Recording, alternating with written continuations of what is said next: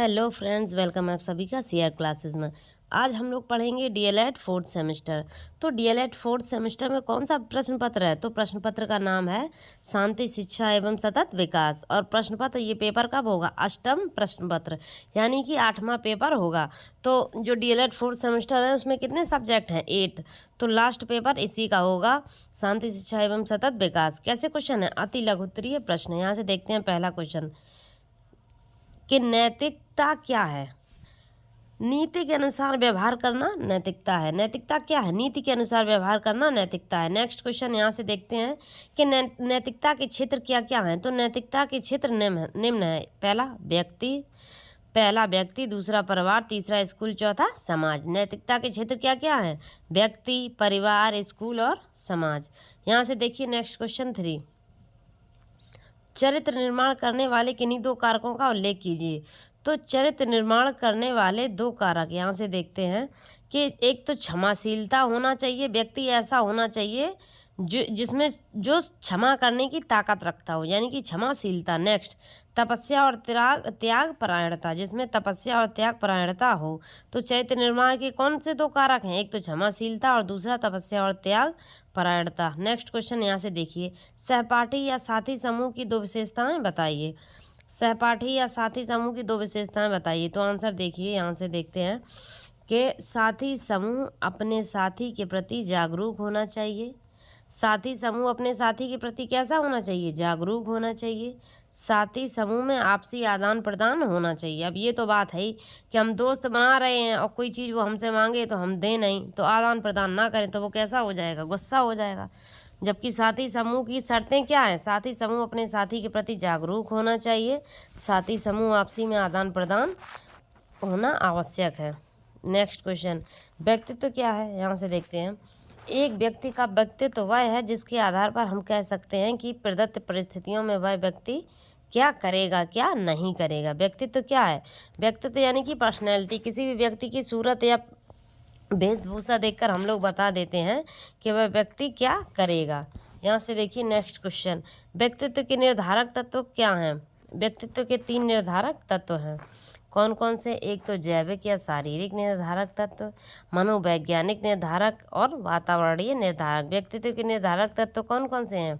आ, बा और सा। जैविक या शारीरिक, मनोवैज्ञानिक और वातावरणीय। नेक्स्ट क्वेश्चन 7, सहपाठी से आशय स्पष्ट कीजिए। तो सहपाठी से आशय ऐसे समूह से है जिसमें 4-5 छात्र इकट्ठे रहते हैं। जो सहपाठी आशय स्पष्ट क्या होता है? सहपाठी से आशय ऐसे समूह से है जिसमें 4 और 5 दोस्त या छात्र इकट्ठे रहते हैं। नेक्स्ट क्वेश्चन यहाँ से देखिए, सत्याग्रह से क्या तात्पर्य है? तो सत्याग्रह का मूल अर्थ क्या है? यहाँ से देखते हैं, तो सत्याग्रह का मूल अर्थ है सत्य के प्रति आग्रह। सत्य आग्रह, सत्य को पकड़े रहना और इसके साथ अहिंसा को मानना। यहाँ से देखेंगे नेक्स्ट क्वेश्चन, नैतिक शिक्षा किसे कहते हैं? तो बालक का सामाजिक विकास करने वाली, व्यक्तित्व का संतुलित तथा सर्वांगीण विकास, उसका दृष्टिकोण बनाने वाली शिक्षा को नैतिक शिक्षा कहते हैं। नैतिक शिक्षा कहते किसे हैं? जो बालक का सामाजिक विकास करे और व्यक्तित्व को कैसा करे? संतुलित करे तथा सर्वांगीण विकास करे। सर्वांगीण विकास क्या होता है? सर्वांगीण मतलब सामाजिक, व्यवहारिक, जो सारा विकास करे, यानी कि सर्वांगीण विकास करे। यहाँ से देखिए, उदार बनाने वाली शिक्षा को नैतिक शिक्षा कहते हैं। बालक का सामाजिक विकास करने वाली, व्यक्तित्व का संतुलन तथा सर्वांगीण विकास तथा उसका दृष्टिकोण उदार बनाने वाली शिक्षा को ही नैतिक शिक्षा कहते हैं। यहाँ से देखिए नेक्स्ट क्वेश्चन, नैतिक शिक्षा के कोई 2 उद्देश्य बताइए। तो पहला उद्देश्य यहाँ से देखते हैं, नैतिक शिक्षा का पहला उद्देश्य कि नैतिकता का विकास होना चाहिए और आध्यात्मिक विकास होना चाहिए। कौन कौन से होने चाहिए? नैतिकता का विकास और आध्यात्मिक विकास। नैतिक शिक्षा के कोई 2 उद्देश्य कौन कौन से हैं? एक तो नैतिकता का विकास, दूसरा आध्यात्मिकता विकास। नेक्स्ट क्वेश्चन यहाँ से देखिए, समाज अनुकूलन विकास क्या है? तो समाज अनुकूलन विकास का सीधा अर्थ है समाज के अनुरूप। समाज अनुकूलन का सीधा अर्थ क्या है? समाज के अनुरूप के विकास से है। इस प्रक्रिया को सामाजिकरण कहा जाता है। समाज अनुकूलन यानी कि समाज के अनुरूप, इस प्रक्रिया को समाजीकरण कहा जाता है। नेक्स्ट क्वेश्चन 12 यहाँ से देखते हैं। आक्रामकता के प्रकार बताइए। आक्रामकता के प्रकार बताइए। पहला प्रकार देखते हैं यहाँ से कि शारीरिक आक्रामकता, या तो इंसान कोई भी एक व्यक्ति है दूसरे व्यक्ति पे शारीरिक हाथापाई कर देता है, हमला कर देता है, तो ये क्या है? आक्रामकता कौन सी है? ये शारीरिक आक्रामकता। और मौखिक आक्रामकता, कोई एक व्यक्ति दूसरे व्यक्ति को गाली गलौज उल्टी सीधी बात बोलता है, ये कैसी है? मौखिक आक्रामकता। यानी कि शारीरिक आक्रामकता और मौखिक आक्रामकता। नेक्स्ट क्वेश्चन देखते हैं 13। गांधी के अनुसार वे कौन से तत्व हैं जो शांति स्थापना हेतु महत्वपूर्ण हैं? तो यहाँ से देखते हैं, गांधी जी ने शांति स्थापना के निम्न आचरण अपनाने पर बल दिया है। एक तो सत्य, दूसरा अहिंसा, फिर संयमित आचरण और चौथा क्षमा प्रश्न। यहाँ से देखते हैं नेक्स्ट क्वेश्चन 14। आक्रामकता की एक परिभाषा लिखिए। तो उत्तर मायर्स ने आक्रामकता को परिभाषित करते हुए लिखा है कि आक्रामकता वह शारीरिक या मौखिक व्यवहार है जो किसी व्यक्ति को आघात पहुंचाने के उद्देश्य से किया जाता है। आक्रामकता वह शारीरिक या मौखिक व्यवहार है जो किसी व्यक्ति को आघात पहुंचाने के उद्देश्य से किया जाता है, जैसे शीतलता, प्रेम, संतोष और सत्याग्रह।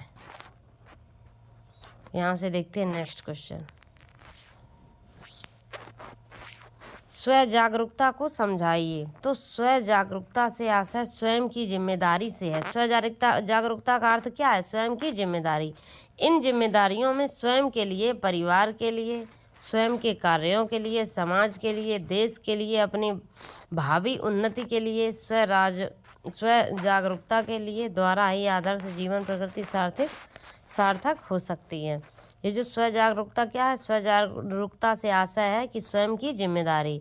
इन जिम्मेदारियों में स्वयं के लिए एवं परिवार के लिए, स्वयं के कार्यों के लिए, समाज के लिए, देश के लिए, देश के कार्यों के लिए, अपनी भावी उन्नति के लिए स्वयं जागरूकता के द्वारा ही आदर्श जीवन की प्रकृति सार्थक हो सकती है। अब यहाँ से देखते हैं नेक्स्ट क्वेश्चन। सामाजिक बोध की परिभाषा दीजिए। तो बैरन यहाँ से देखिए, बैरन एवन वायरने के शब्दों में, ये कैसे कैसे लोग थे लेखक, इनके नाम बड़े अजीब से हैं। बैरन एवन वायरने के शब्दों में सामाजिक बोध का आशय सामाजिक विश्व के बारे में उपलब्ध सूचनाओं की व्याख्या, विश्लेषण, स्मरण तथा उपयोग करने से है। किससे है? व्याख्या, विश्लेषण, स्मरण तथा उपयोग करने से है। यही लास्ट क्वेश्चन है। Thanks for watching. अगर आपको मेरी क्लास अच्छी लगी हो तो प्लीज़ लाइक करें, सब्सक्राइब करें। हम आपके लिए ऐसी एजुकेशन वीडियो लाते रहेंगे। Thanks for watching everyone.